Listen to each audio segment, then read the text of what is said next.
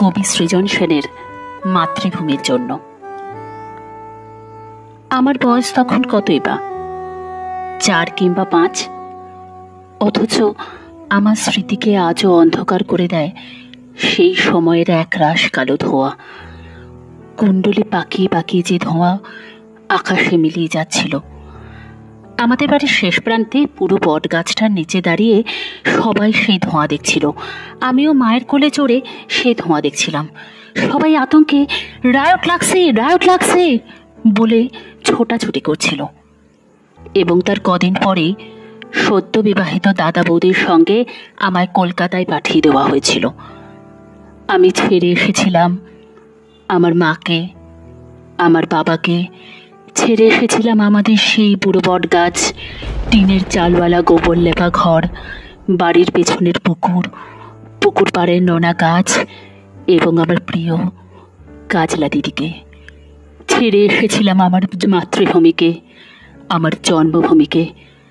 আর সেদিনের পর থেকে একদিনের জন্য আমি আর ওই জন্মভূমিতে ফিরে যেতে পারিনি, একবারের জন্যও না। এখন আমার স্মৃতিতে সব কিছু ঝাপসা।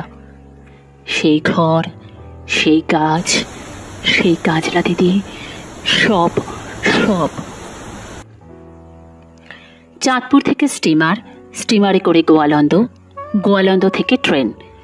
দর্শনায় আমাদের বাক্স প্যাটরা সব ওলট পালট, এবং অবশেষে এক সন্ধেবেলা শিয়ালদা স্টেশন। তারপর ঘোড়ার গাড়ি চেপে প্রেমচাঁদ বড়াল স্ট্রিটের 3.5 হাত চওড়া এক অন্ধ গলি। সেই গলির 11 B নম্বর বাড়িতে একটি ঘর। সেই ঘরে দাদা বৌদির সঙ্গে খাঁচায় বন্দি আমি, যার মুখে তখনও নোয়াখাইলা ভাষার টান। আমি যাকে দেখলেই প্রাইমারি স্কুলের ছেলেরা কানের ওপর উপুর হয়ে চিৎকার করে বলতো, বাঙালো, রস খাইলো, ভার ভাঙিলো, পয়সা দিল না। সেই আমি চারিদিকে ওই টিটকিরির ভয়ে নিজের বাঙালপনাকে গোপন করার জন্য প্রাণপণ চেষ্টা করতে করতে ধীরে ধীরে যখন অন্য মানুষ হয়ে উঠছিলাম, ঠিক তখনই আমার জন্মভূমি থেকে বাবার একখানা চিঠি এসেছিল। সবাই সেই চিঠি নিয়ে জোরে জোরে আলোচনা করছিল, এবং আমি শুনেছিলাম ঢাকায় নাকি গুলি চলছে। গুলি! বহু বছর পর জেনেছিলাম সেই গুলি চলেছিল তাদের উপর যারা আমাদের মাতৃভাষা বাংলার মর্যাদা রক্ষা করতে ওপার বাংলায় লড়াই শুরু করেছিল। শুনেছিলাম তারা নাকি পুলিশের বন্দুকের সামনে জামার বোতাম খুলে চিৎকার করে গাইছিল, ওরা আমার মুখের কথা কাইরা নিতে চায়। আর সেই মুখের কথার গৌরব রক্ষা করতেই তারা নাকি পুষ্পাঞ্জলির মতোই তাদের প্রাণকে সমর্পণ করেছিল। আর এবার বাংলায় আমি আমার সমস্ত বাঙালপনাকে ঝেড়ে ফেলে তখন ধীরে ধীরে হয়ে উঠছি কেতাদুরস্ত অন্য এক মানুষ। ইংলিশ মিডিয়াম স্কুল থেকে একটার পর একটা ক্লাস টপকে আমি রন পায়ে এগিয়ে চলেছি। ইংরেজিতে কথা বলায়, চাল চলনে, আদব কায়দায় আমি তখন সবাইকে মুগ্ধ করতে পারি। রাম ব্যানার্জি লেনের বাড়ি ছেড়ে আমরা উঠে এসেছি কলকাতার এক অভিজাত পাড়ায়। কেউ আর আমায় বাঙাল বলতে সাহস পায় না, বরং একটু সমীহ করেই চলে।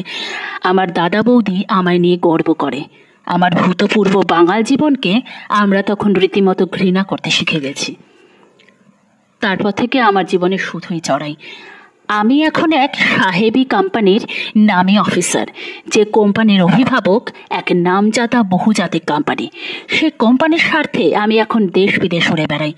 অধিকতর বিদেশি ব্যবসা, অধিকতর বিদেশি চুক্তি, অধিকতর বিদেশি পরামর্শ, কমিশন ইত্যাদি অর্জনের মধ্যে দিয়ে আমার আজকের বিকাশ, আমার প্রতিপত্তি। আমার ছেলেমেয়েরা আমাকে ড্যাডি বলে ডাকে, মাকে মাম্মি। আমার মতো ওরাও এখন আর শুদ্ধ করে বাংলা বলতে পারে না, শুদ্ধ করে লিখতে পারে না মাতৃভাষার কয়েকটা লাইন। আমার ছেলে মেয়েদের কাছে বাংলা ভাষা একান্তই বিদেশি। সেবার লন্ডনে এক জাপানি শিল্পপতিকে বিদেশের মাটিতে দাঁড়িয়ে তার মাতৃভাষা জাপানিতে অন্যদের সঙ্গে অনর্গল কথা বলতে দেখেছিলাম। তখন আবার বুকের ভেতরে কেমন একটা কষ্ট হচ্ছিল। ইংরেজিতে কথা বলতে না পারার জন্য ওই মানুষটার ভেতর কোনো লজ্জা ছিল না, বরং মাতৃভাষায় কথা বলতে পারার অহমিকায় মানুষটিকে যেন উজ্জ্বল হয়ে উঠতে দেখেছিলাম। আমার ভিতরে সেই অভিজ্ঞতার যন্ত্রণা একটা কান্না হয়ে কুমড়ে কুমড়ে উঠছিল। আমার মনে হচ্ছিল আমার কোনো মাতৃভূমি নেই, আমার কোনো মাতৃভাষা নেই, আমি যেন এক শিকড়বিহীন চিরবিদেশী। তাই মাতৃভাষার জন্য যারা জীবন দেয় তারা কেমন মানুষ আজ আমার বড্ড জানতে ইচ্ছে করে।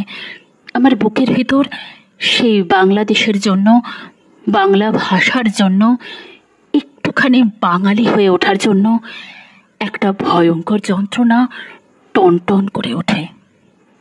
ধন্যবাদ।